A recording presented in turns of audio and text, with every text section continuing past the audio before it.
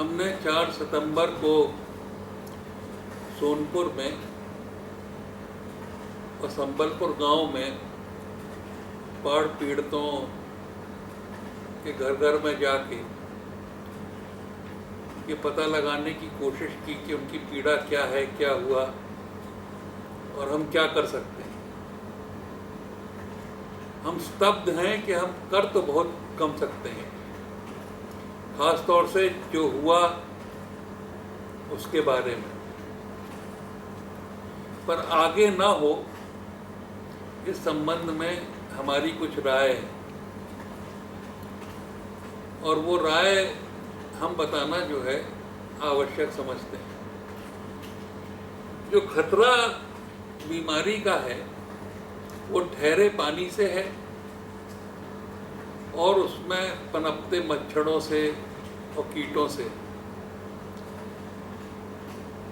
और जो ठहरा पानी है उसका सबसे बड़ा प्रदूषण का स्रोत शौच की प्रक्रिया है। तो यदि मान लिया जाए कि ये ठहरा पानी है बाल्टी में और इससे हम लोग लोटे में लेके और अलग जाके कहीं पे शौच करते हैं, यहाँ पे शौच करते हैं, तो ये पानी, इसका पानी वापस उसमें नहीं जा पाएगा और उसको प्रदूषित नहीं कर पाएगा। तो सूखे में अलग शौच करना इसका प्रदूषण बचा देगा, इस पानी का प्रदूषण बचा देगा। दूसरी बात यह है कि शौच पे मक्खी बैठती, इसलिए अगर एक गड्ढा खोद के उसमें शौच करके फिर शौच धो के इस पानी से और फिर उसे मट्टी से ढक दिया जाए तो उस पर मक्खी नहीं बैठेगी। तो आसान तरीका जो समझ में आता है शौच करने का। इसके बाद तीसरी चीज़ जो शौच में है कि हमेशा साबुन से हाथ शौच के बाद धो लेने चाहिए। भोजन के पहले भी साबुन से हाथ धो लेने चाहिए। अगर स्तनपान करा रही हैं स्त्रियां बच्चों को तो स्तन भी जो है वो साबुन से रोज धोने चाहिए। हमारा एक परचर तो इतना प्रभावित हुआ कि उसकी जेब में 100 रुपए थे तो साबुन उसने खरीदा जितना खरीद सकता था और वो लोगों को बांटने लगा, क्योंकि लोग ये कह रहे थे कि उनके पास खाने को तो पैसा नहीं है, साबुन कहाँ से खरीदें।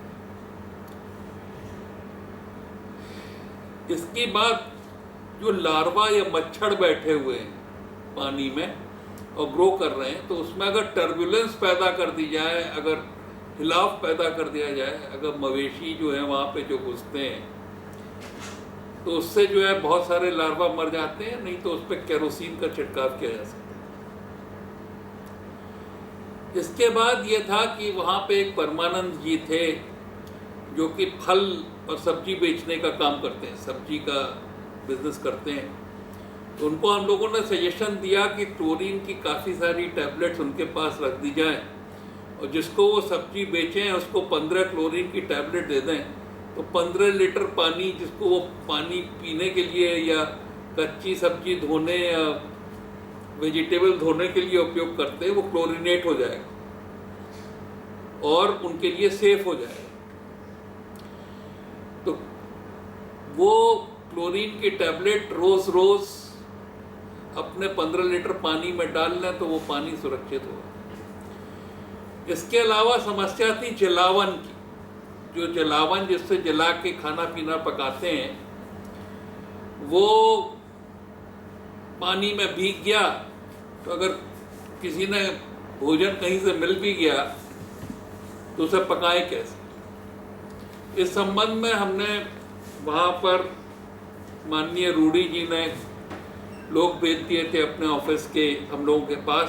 तो ये सजेशन किया कि अगर कोई 5 या 7 परिवार सम्मिलित रूप से साझे चूल्हे पे खाना पकाने को तैयार हो जाए तो इतना चावल बनाने में जितनी गैस खर्च होगी उससे थोड़ी ही ज़्यादा इतना चावल बनाने में खर्च होगी। इस तरह से कम गैस के उपयोग में ज़्यादा लोगों का खाना पक सकेगा सामूहिक रूप से। तो इससे जो है वो गीले जलावन की समस्या का थोड़ा बहुत समाधान हो सकता है।